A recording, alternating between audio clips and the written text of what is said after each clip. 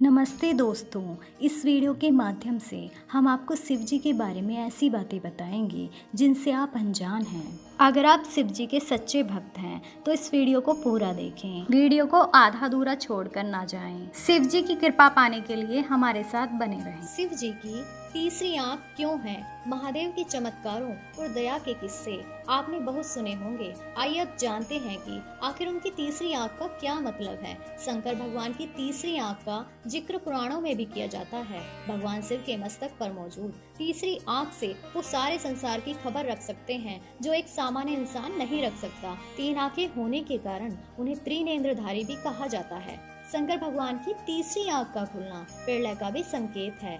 माना जाता है जब धरती पर पाप और अन्याय हद से ज्यादा बढ़ जाएगा तो भगवान की तीसरी आंख से निकलने वाली ये क्रोध अग्नि सभी पापियों का नाश करेगी।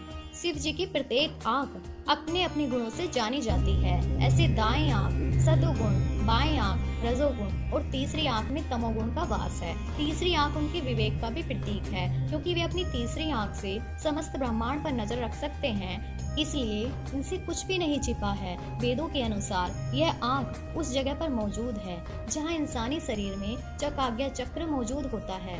इस आज्ञा चक्र का मतलब है शरीर में पॉजिटिव एनर्जी प्राप्त होना। कहा जाता है कि जो इंसान इस ऊर्जा शक्ति को प्राप्त कर लेता है वो काफी शक्तिशाली बन जाता है और उसे तेज प्राप्त होता है। भगवान शिव की जटाओं से गंगा क्यों बहती है? शंकर भगवान से जुड़ी हर चीज के कोई न कोई मायने जरूर होते हैं। ठीक उसी प्रकार उनकी जटाओं से बहने वाली गंगा के पीछे भी एक कथा है। आपकी जानकारी के लिए बता दें कि गंगा नदी पहले पृथ्वी पर नहीं थी, वह स्वर्ग लोक में बहती थी। ऐसा क्या हुआ जिसकी वजह से गंगा मैया को पृथ्वी पर आना पड़ा? हम आपको बताते हैं कि आखिर इसके पीछे की कहानी क्या है। तो गंगा माँ को शास्त्रों में देवी कहा गया है।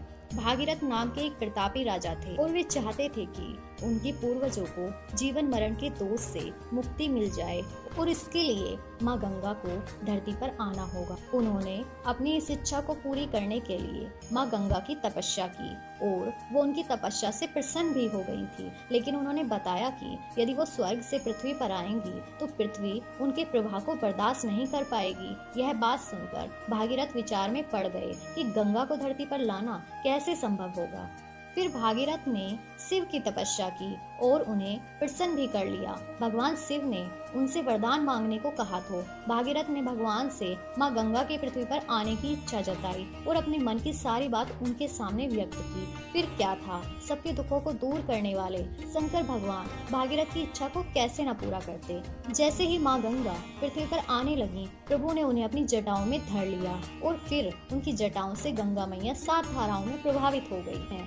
शिव जी के सिर पर विराजमान आधा चांद। तो हुआ कुछ ऐसा कि चंद्र जो खुद बेहद खूबसूरत थे, उनका विवाह दक्ष प्रजापति की 27 नक्षत्र कन्याओं के साथ हुआ। चंद्र का स्नेह रोहिणी के प्रति ज्यादा था। यह बात प्रजापति की अन्य कन्याओं से सहन नहीं होती थी। वे सभी अपना दुख अपने पिता को बताने लगी। क्रोधी स्वभाव के प्रजापति ये सुनकर गुस्से में आ गए और उन्होंने चंद्र को यह श्राप दे दिया कि वह क्षय रोग से ग्रस्त हो जाएगा। इस प्रकार चंद्र क्षय रोग से ग्रस्त होने लगे। चंद्र का यह हाल देखकर नारद जी ने उन्हें भगवान शिव की आराधना करने के लिए कहा। उनकी आराधना को देखकर शिव जी ने उन्हें दोबारा जीवन प्रदान करते हुए उन्हें अपने मस्तक पर विराजमान कर लिया। इस प्रकार चंद्र धीरे धीरे ठीक होने लगे और पूर्णमासी के दिन पूर्ण चंद्र में प्रकट हुए। ऐसे ही भगवान शिव अपने उपासक को कभी खाली हाथ नहीं जाने देते। सच्चे दिल से प्रभु से कुछ मांगते हैं तो वे हमारी सभी प्रार्थनाओं को सुनकर मृत्यु तक को भी टाल देते हैं। क्यों कहते हैं भगवान शिव को नीलकंठ बाबा? आपने देखा होगा शिव की मूर्ति और तस्वीर में उनके शरीर का रंग नीला होता है, लेकिन ऐसा क्यों है? आइए हम आपको बताते हैं कि शिव जी के इस नीले शरीर के पीछे क्या कहानी है। लोगों के दुख दूर करने वाले भगवान शंकर ने कई बार धरती का विनाश होने से बचाया है। जैसे कि आपको पहले भी बताया गया है कि भगवान शिव के कई नाम हैं, जिनमें से उन्हें नीलकंठ के नाम से भी पुकारा जाता है। पौराणिक कथा के अनुसार देवता और राक्षस अमृत की खोज में निकल पड़े और इसके लिए उन्होंने समुद्र मंथन करना था। यह मंथन हुआ क्षीर सागर में, जिसे दूध का सागर कहा जाता है। इसमें से 14 रत्न निकले, 7 विष भी निकला। ये विष इतना खतरनाक था कि इससे समस्त संसार समाप्त हो सकता था। यह जानकर देवता और राक्षस महादेव के पास पहुँचे और इसका हल निकालते हुए भगवान विष का यह पूरा घड़ा पी गए, मगर उन्होंने यह विष निगला नहीं और इसे उन्होंने अपने कंठ में ही रखा, जिसके बाद उनका कंठ नीला पड़ गया। यही कारण है कि लोग उन्हें नीलकंठ बाबा के नाम से भी पुकारते हैं। इस कथा को सुनने के बाद आपको हमेशा ये याद रहेगा कि भोले बाबा को नीलकंठ क्यों कहा जाता है।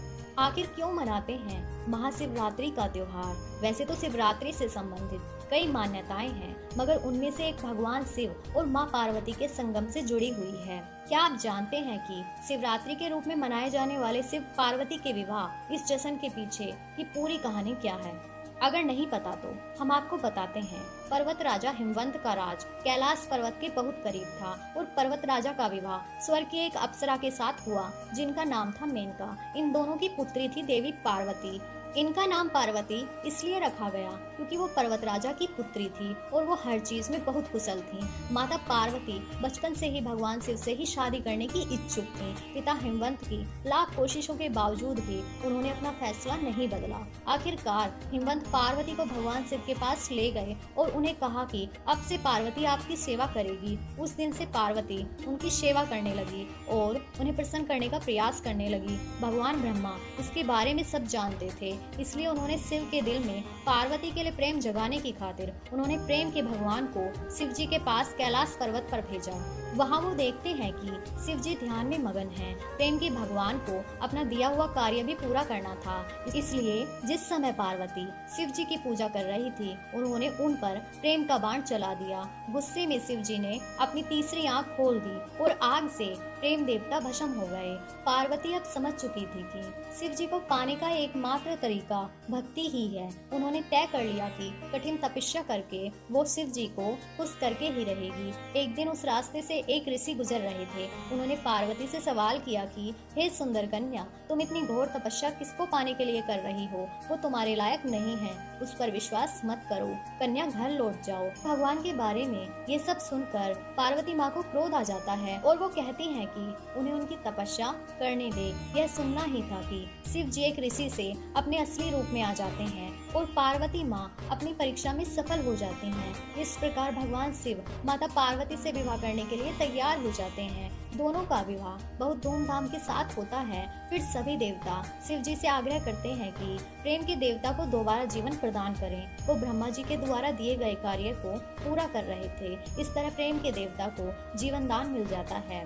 तो देखा आपने कैसे माता पार्वती की कठिन तपस्या के बाद उनका और भगवान शिव का विवाह संभव